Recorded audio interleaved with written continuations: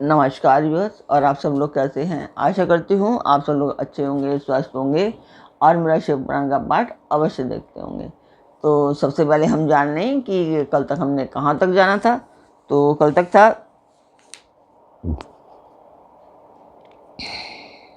कि नंदीश्वर जी कह रहे थे कि इस प्रकार अर्जुन को वरदान देकर देवराज इंद्र शिव जी के चरण कमलों का स्मरण करते हुए अपने भवन को चले गए थे।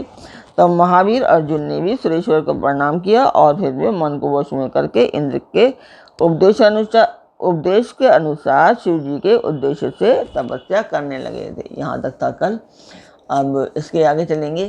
तो ये पार्ट एक मंदिर के लिए मैं कर रही हूँ और मैं इसमें आप सब लोगों का सहयोग चाहती हूँ कि आप लोग सहयोग करें, सब्सक्राइब करें, लाइक करें और शेयर करें, और अपने परिवार और मित्रों से भी सब्सक्राइब और शेयर करने के लिए अवश्य कहें।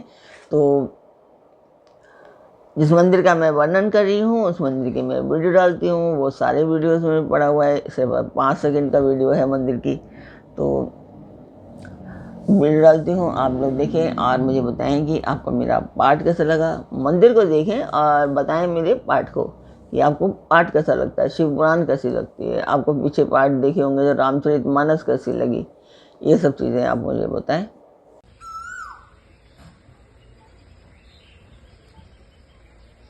तो मंदिर की वीडियो तो आपने देखी, आपको मेरा पाठ कैसा लग रहा है कमेंट में अवश्य बताया कीजिए। कुछ लोग कमेंट करते हैं, बहुत सारे नहीं करते हैं।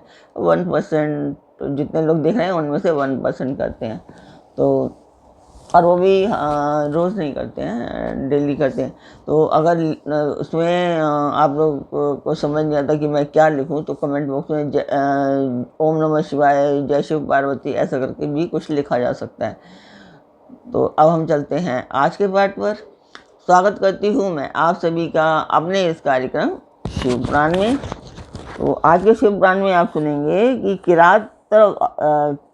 किरात अवतार के प्रसंग में मूक नामक दैत्य का शुकर रूप धारण करके अर्जुन के पास आना, शिव जी का किरात वेश में प्रकट होना और अर्जुन तथा किरात वेशधारी शिव द्वारा उस दैत्य का वध।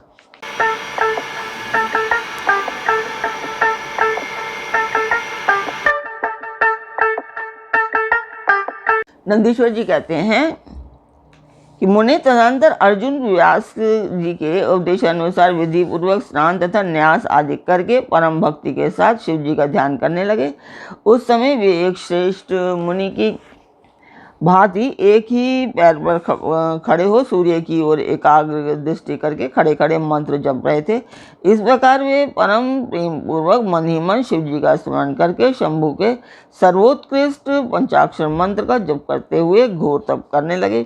उस तपस्या का ऐसा उत्कृष्ट तेज प्रकट हुआ जिससे देवगण विस्मित हो गए।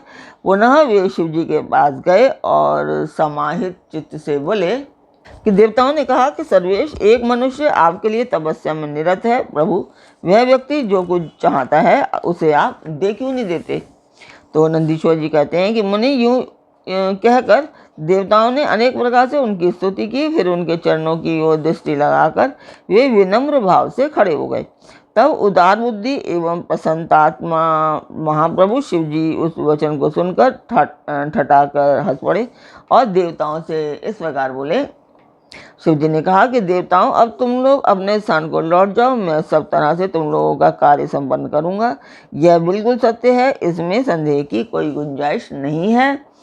नंदीश्वर जी कहते हैं कि मुनि, इस शंभु के उस वचन को सुनकर देवताओं को पूर्णतः निश्चय हो गया। तब वे सब अपने स्थान को लौट गए। इसी समय मूक नामक दैत्य शुकर का रूप धारण करके वहां आया। विप्रेंद्र उस समय मायावी दुरात्मा दुर्योधन के अर्जुन के पास भेजा था। वह जहां अर्जुन स्थित थे उसी मार्ग से अत्यंत वेग पूर्वक पर्वत शिखरों को उखाड़ता, वृक्षों को छिन्न भिन्न करता तथा अनेक प्रकार के शब्द करता हुआ आया।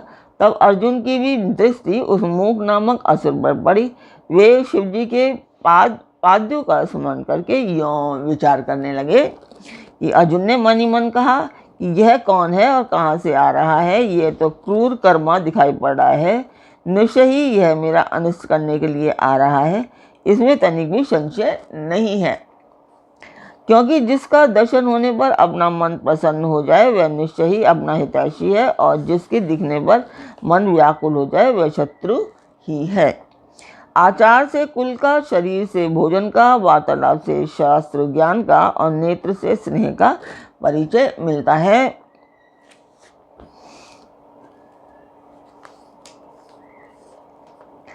आकार से चाल ढाल का, चेष्टा से बोलने का और नेत्र और मुख से विकार के मन के भीतर का भाव जाना जाता है। नेत्र के 4 प्रकार कहे गए हैं, उज्ज्वल, सरस, तिरछे और लाल। विद्वानों ने उनका भाव भी पृथक पृथक बताया है। नेत्र मित्र का संयोग होने पर उज्ज्वल, पुत्र दर्शन के समय सरस, कामिनी के प्राप्त होने पर वक्र और शत्रु के दिख जाने पर लाल हो जाते हैं। इस नियम के अनुसार इसे देखते ही मेरी सारी इंद्रियां कलुषित हो उठी हैं, अतः यह निसंदेही शत्रु है और मार डालने के योग्य है। इधर मेरे लिए गुरु जी की आज्ञा भी ऐसी है कि राजन, जो तुम्हें कष्ट देने के लिए उद्यत हो उसे तुम बिना किसी प्रकार का विचार किए अवश्य मार डालना, तथा मैंने इसीलिए आयुध भी तो धारण कर रखा है। यूं विचार कर अर्जुन बाण का संधान करके वहीं डटकर खड़े हो गए। इसी बीच भक्तवत्सल भगवान शंकर अर्जुन की रक्षा, उनकी भक्ति की परीक्षा और उस दैत्य का नाश करने के लिए शीघ्र ही वहां आ पहुंचे। उस समय उनके साथ गणों का युद्ध भी था और वे महान, अद्भुत, सुशिक्षित भील का रूप धारण किए हुए थे। उनकी कांच बंधी थी और उन्होंने वस्त्र खंडों से ईशान ध्वज बांध रखा था। उनके शरीर पर श्वेत धारियां चमक रही थी, पीठ पर बाणों से भरा हुआ तरकश था और वे स्वयं धनुष बाण धारण किए हुए थे। उनका गण यूथ भी वैसी ही साज सज्जा से युक्त था। इस प्रकार शिव भिल्लराज बने हुए थे। वे सेनाध्यक्ष होकर तरह तरह के शब्द करते हुए आगे बढ़े। इतने में सुअर की गुर्राहट का शब्द 10 दिशाओं में गूंज उठा। उस शब्द से पर्वत आदि सभी जड़ पदार्थ झन्ना उठे। तब उस वनेचर के शब्द से घबराकर अर्जुन सोचने लगे, अहो, क्या ये भगवान शिव तो नहीं है जो यहाँ शुभ करने के लिए पधारे हैं? क्योंकि मैंने पहले ही ऐसा सुन रखा है। पुनः श्री कृष्ण और व्यास जी ने भी ऐसा ही कहा है, तथा देवताओं ने भी बारंबार स्मरण करके ऐसी ही घोषणा की है कि शिव जी कल्याण करता और सुखदाता हैं और वे मुक्ति प्रदान करने के लिए मुक्तिदाता कहे जाते हैं। उनका नाम स्मरण करने से मनुष्यों का निश्चय ही कल्याण होता है। जो लोग सर्वभाव से उनका भजन करते हैं और उन्हें स्वप्न में भी दुख दर्शन नहीं होता। यदि कदाचित कुछ दुख आ ही जाता है तो उसे कर्मजनित समझना चाहिए, सो भी बहुत की आशंका होने पर भी थोड़ा होता है, अथवा उसे विशेष रूप से प्रारब्ध का ही दोष मानना चाहिए। अथवा कभी कभी भगवान शंकर अपनी इच्छा से थोड़ा या अधिक दुख भुगताकर फिर निसंदेह उसे दूर कर देते हैं। वे विष को अमृत और अमृत को विष बना देते हैं। यों जैसी उनकी इच्छा होती है वैसा वो करते हैं। भला उनकी समर्थ को कौन मना कर सकता है? अनुयायी प्राचीन भक्तों की भी ऐसी ही धारणा थी। अतः भावी भक्तों को सदा इसी पर विचार कर अपने मन को स्थिर रखना चाहिए। तो आज का पाठ मैं यहीं पूर्ण करती हूँ। कल फिर मिलते हैं एक नए पाठ में, एक नई उमंग, एक नई तरंग के साथ। कल तक के लिए आज्ञा दीजिए।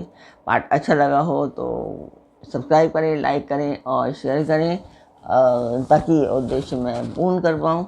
तो फिर मिलते हैं। ओम नमः शिवाय। जय माता की।